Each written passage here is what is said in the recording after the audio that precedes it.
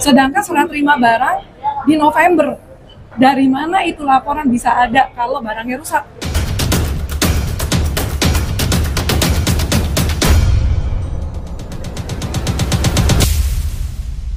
Terima kasih rekan-rekan wartawan. Ya, kami habis memasukkan surat ke Kabarreskrim yang ditujukan ke Kepala Kepolisian Republik Indonesia, Bapak Kapolri. Kemudian kita memasukkan surat juga ke Komisi 3 yang kita tujukan kepada Bapak Dr. Habibur Rahman berkaitan dengan ada upayanya kriminalisasi oleh penyidik Polres Metro Jakarta Utara.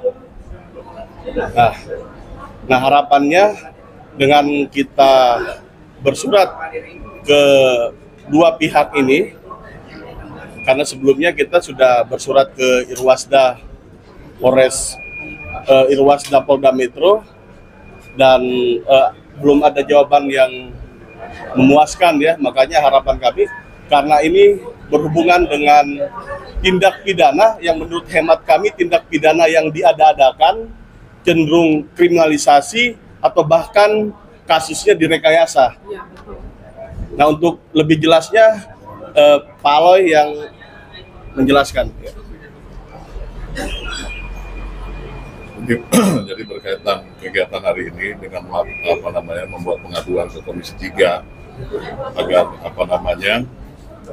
tindak kriminalisasi dan tindakan yang dilakukan oleh beauty district dalam merekayasa satu kasus dugaan tindak pidana ini dapat terungkap dengan murni.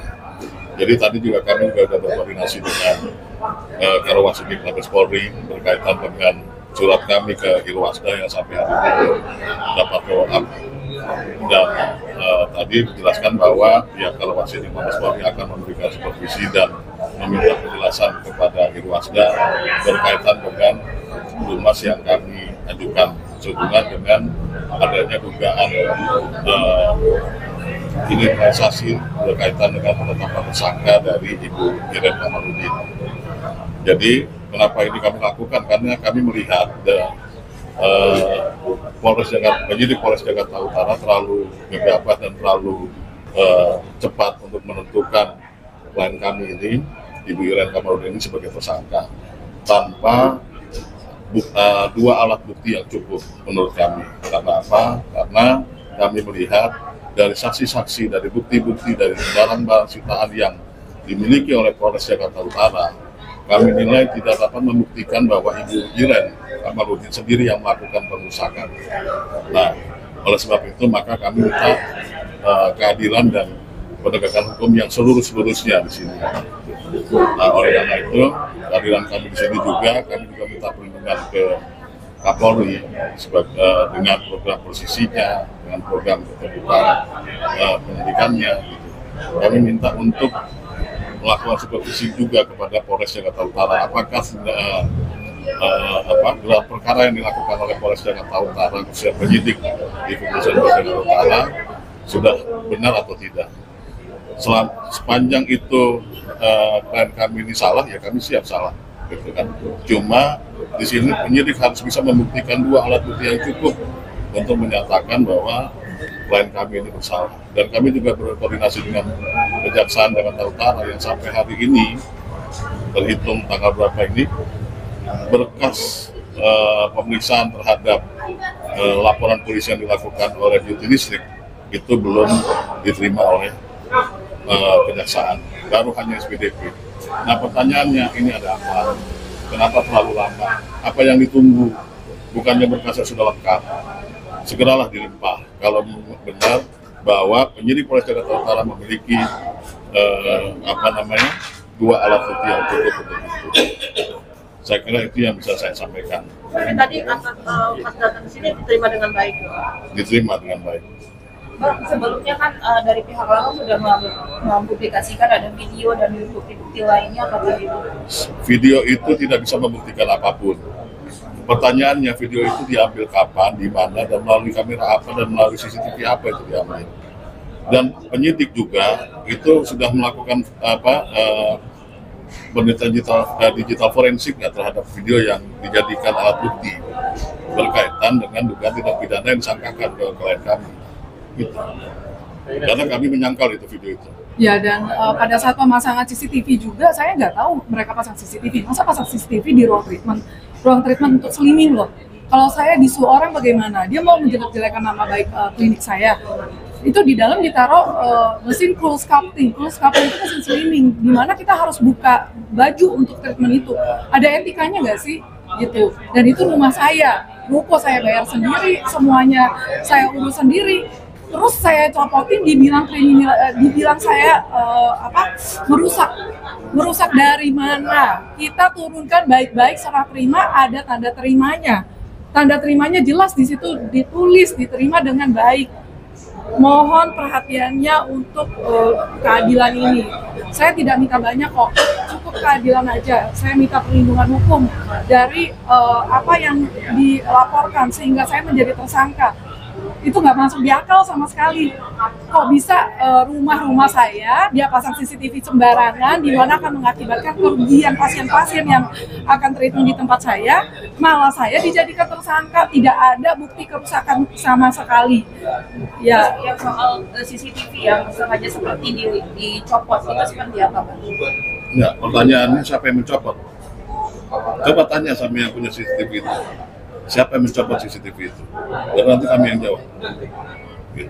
dan pasangnya ada izin nggak, ada ngomong nggak ke saya, punya etika nggak, gitu. Dan lucunya laporan itu di bulan Mei, sedangkan serah terima barang di November. Dari mana itu laporan bisa ada kalau barangnya rusak? Logikanya di mana? Saya udah capek banget, 1 tahun saya dikerjain. Ya, bolak-balik Polres, saya taat hukum, saya kasih semua bukti-bukti yang ada. Dan kenapa bukti-bukti saya tidak ada di BAP ya Pak ya? Kenapa nggak keluar? Tolong diperhatikan itu. Jadi saya tantang lawyernya, ya, buktikan bahwa ada CCTV tangkapan layar wajah Bu Iren yang melakukan pengerusakan. Kami akan terima kalau Bu Iren ditetapkan sebagai tersangka. Berarti bisa dibilang ada indikasi oknum yang bermain ya, Bang? Iya. Gimana? Iya. Sorry saya tanggapi ya. Agar tindak pidana ini bahwa kita nyatakan tadi dugaan rekayasa ya. Kenapa kami sampaikan seperti itu? Karena dari awal permasalahan klinik ini antara GSK dan Beauty Clinic berhubungan dengan keperdataan. Ada perjanjian tanggal 31 Januari 2024 Bu ya. Iya. Dan di situ jelas. Nah, akan tetapi 7 Mei dilaporkan ke polisi, walaupun sebelumnya ada 2 kali somasi ya. Yang diminta terkait somasi itu berhubungan ganti rugi 800 sekian 811 juta. Sekian, dan itu tidak masuk di akal sama sekali. Nah, di tanggal 7 Mei 2025 dibuatlah laporan polisi ya. Betul. 2024 dibuatlah laporan polisi. Laporan polisi itu berhubungan dengan 372, 378, Junto 406. 372, 378 nggak mungkin terpenuhi karena dasarnya adalah perjanjian. Kemudian yang kedua 408 berkali-kali 406 berkali-kali diklarifikasi bahwa tidak ada tindak pidana pengerusakan. Makanya klien kami minta perlindungan hukum karena bingung apa yang dirusak. Apakah menurunkan CCTV itu pun dilakukan oleh kontraktor? Apa itu kan merusak? Terus dibuang ke bak sampah, tidak ada yang dibuang ke bak sampah, tidak ada yang dibuang ke limbah. Ada videonya, barang dari Beauty District itu ditaruh baik-baik barangnya di suatu tempat. Memang tulisannya di situ adalah limbah karena berhubungan dengan ketentuan dari Dinkes Jakarta Utara ya. Tapi dalamnya bersih, tidak ada yang kotor, tidak ada kesan membuang dan lain sebagainya karena udah di wiping ya. Ya, tolong jangan ngada-ngada deh. Sampai sekarang kita bertanya-tanya tindak pidananya di mana, unsur kekerasannya di mana. Nah makanya kita berharap dengan kita melapor ke ke Kepala Kepolisian Republik Indonesia, ke Komisi 3, bahkan kita berharap kepada Bapak Presiden di tengah era reformasi loh masih ada proses-proses rekayasa kasus, padahal udah terbuka media semuanya ya, dan masih ada hal seperti ini. Dan itu menimpa bukan orang yang secara tatanan hukum, orang yang perlu akses hukum, yang perlu bantuan hukum, tapi orang-orang yang mampu mengakses hukum, tapi dilaporkan dikriminalisasi oleh orang yang katanya punya kekayaan 57 triliun. Kenapa itu saya sebutkan? Artinya ada kekuatan besar di sini. Makanya kami berharap dengan laporan kita ke pihak ke pihak Komisi 3, ke pihak kepala kepolisian, agar ini benar-benar jadi atensi, tidak ada lagi perkara seperti ini. Dan kita berharap di Komisi 3 itu cepat diadakan RDP, apalagi ini dalam konteks pembahasan KUHP.